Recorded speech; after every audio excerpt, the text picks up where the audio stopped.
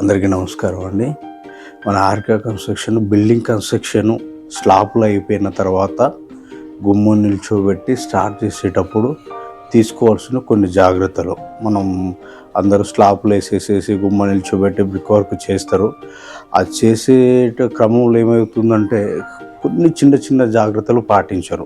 దానివల్ల ప్రాబ్లం ఏమవుతుందంటే మనకు క్రాక్స్ వస్తున్నాయి. మాకు చాలామంది నేను యూట్యూబ్లో వీడియోస్ పెడుతుంటే చూసి మాకు చాలామంది చాలా ప్లేస్లలో చాలా జిల్లాల నుంచి కూడా కాల్ చేసి మెయిన్ క్రాక్స్ ప్రాబ్లం ఎక్కువ మంది అడుగుతున్నారు. దాని గురించి మనం ఒక స్టార్టింగ్లోనే కొన్ని చిన్న జాగ్రత్తలు తీసుకుంటే కొంతవరకు మా క్రాక్స్ని ఆపొచ్చు. దానికోసం మా సైట్లో లైవ్లో వర్క్ జరిగేది కొన్ని మేము వీడియోస్ తీయడం జరిగింది. ఇప్పుడు ఒక్కొక్కటి మేము జాగ్రత్తలు తెలియజేయడం జరుగుతుంది. తెలియజేసే క్రమంలో మీరు కంపల్సరీ ఈ జాగ్రత్తలు పాటించండి. పాటించడం వల్ల ఏమవుతుందంటే మనకు ఒక మంచి ఇల్లు, క్రాక్స్ లేని ఇల్లుని మీరు ఇంకా దీంట్లో ఇంకా ఫుల్గా మనం ఒక 50% వరకు మనం తెలియజేస్తున్నాం దీంట్లో. తర్వాత ఈరోజు మేము 9 inches brick work the marking మేము తెలియజేస్తున్నాము. తర్వాత మళ్ళీ 4 ఇంచెస్ వాళ్ళ క్రాక్స్ది కూడా తెలియజేస్తాము. ఈ వీడియో కూడా చివరి వరకు మీకు చూడండి. కొత్తగా బిల్డింగ్ కట్టుకునే వాళ్ళకు ప్లస్ ఇప్పుడు కట్టుకున్న వాళ్ళకు ఉపయోగపడుతుంది.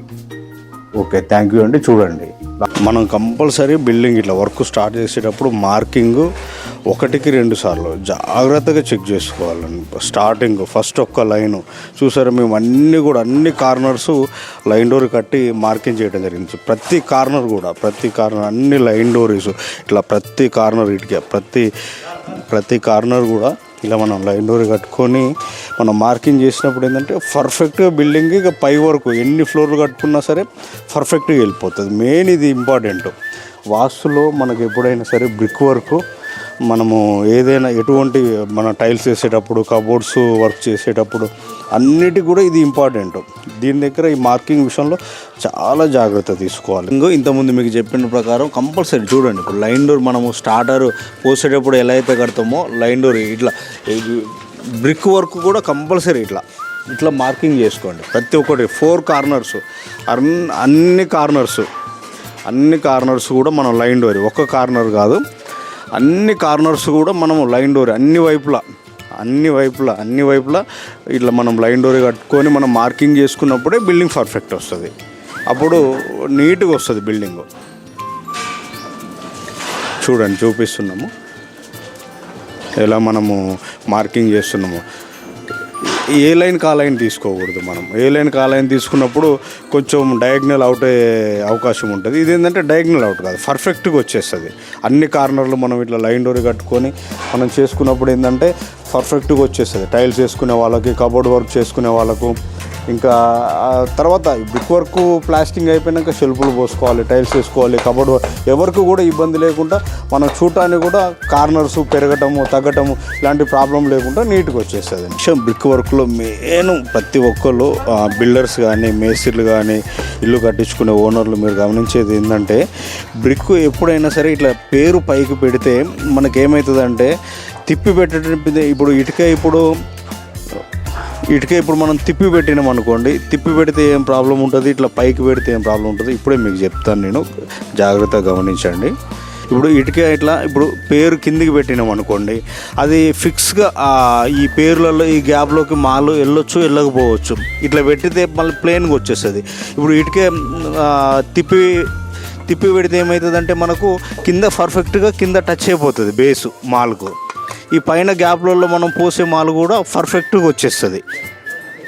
చూడండి, ఇప్పుడు మనం పైన మాలు వేస్తున్నప్పుడు పేరులోకి ఫిక్స్గా వెళ్ళిపోతుంది మాలు నీట్గా. ఇప్పుడు మన వాళ్ళు మేస్త్రీలు ఏం చేస్తారు, ఇట్లా జాయింట్ పెట్టేటప్పుడు నీట్గా ఏమవుతుందంటే ఇటుకకు మనకు మొత్తం కంప్లీట్గా మాలు ఫుల్ ఫ్లెడ్జ్డ్గా వెళ్ళిపోతుంది. ఇది ఒకటి జాగ్రత్త కూడా గమనించండి. కంపల్సరీ మనం ఇలా చేసుకోండి, క్రాక్స్ని మనం నివారించడానికి అవకాశం ఉంటుంది. ఇట్లా కాలంకు మాలుగొట్టు ప్రతి ఒక్కళ్ళు చేస్తారు, అందరికీ తెలుసు. కానీ క్రాక్స్ ఎక్కువ ఇవాళ రేపు ప్రతి బిల్డింగు కడుతుంటేనే క్రాక్స్ వచ్చేస్తున్నాయి. మనం ఇట్లా చేసుకోవడం ద్వారా కొంత క్రాక్స్ని మనం నివారించుకోవడానికి అవకాశం ఉంటుంది. ఇదొకటి ఎక్కువ క్రాక్స్ వస్తున్నాయని మమ్మల్ని చాలామంది డౌట్స్ అడుగుతుండ్రు. మెయిన్ ఈ కొన్ని జాగ్రత్తలు పాటిస్తే క్రాక్స్ని మనం నివారించవచ్చు, క్రాక్స్ తక్కువ చేసుకోవచ్చు. బిల్డింగ్లో మెయిన్ ఇన్ని లక్షలు పెట్టి కట్టుకున్నప్పుడు ఏమవుతుందంటే క్రాక్స్ వస్తే మనశ్శాంతి ఉండదు ప్రతి ఇంటి ఓనర్కు కూడా. అరే కట్టుకున్నాం అప్పుడే నా ఇల్లంతా పగుళ్ళు వచ్చేసింది అనేసి. ఇప్పుడు ఈ పగులు రాకుండా ఉండడానికి ఇప్పుడు నేను చెప్పే ఈ జాగ్రత్తలు చిన్న మేము ఏదైనా మా సైట్లో మేము ప్రాక్టికల్గా చేసేది మేము చెప్తున్నాము, గమనించండి. పాటిస్తే మంచిది, మీ ఇష్టం. అందరికీ కూడా తెలుసు, చాలామంది ఇంకా అనుభవం కలిగిన వాళ్ళు చాలామంది ఉన్నారు, తెలియదని మేము చెప్పము. కానీ మేము చేసే జాగ్రత్తలు, మా హారిక కన్స్ట్రక్షన్ మేము తీసుకునే జాగ్రత్తలు, మేము చేసే పని ఇట్లా క్వాలిటీగా ఇట్లా నీట్గా చేయడం జరుగుతుంది. గుర్తుంచుకోండి, ప్రతి ఓనర్ కూడా ఇటుకలు ఇట్లా బాగా తడపాలి కంపల్సరీ. కట్టే ముందు కాదు, మనం ఇటుక ఇట్లా వర్క్ స్టార్ట్ చేసేటప్పుడే ఇటుకలు అట్లా బాగా తడుపుకుంటే ఏమవుతుందంటే మాలు ఇటుకకు పట్టుకుంటుంది, క్రాక్స్ రావడానికి అవకాశం తక్కువ ఉంటుంది. గమనించండి, క్రాక్స్కి ఇదే బలమైన కారణాలు కాదండి, ఇంకా చాలా కారణాలు ఉన్నాయి. ముందు వీడియోస్లలో తెలియజేస్తాం. అన్ని వీడియోస్ చూడండి, చాలా విషయాలు తెలుసుకోండి. Thank you.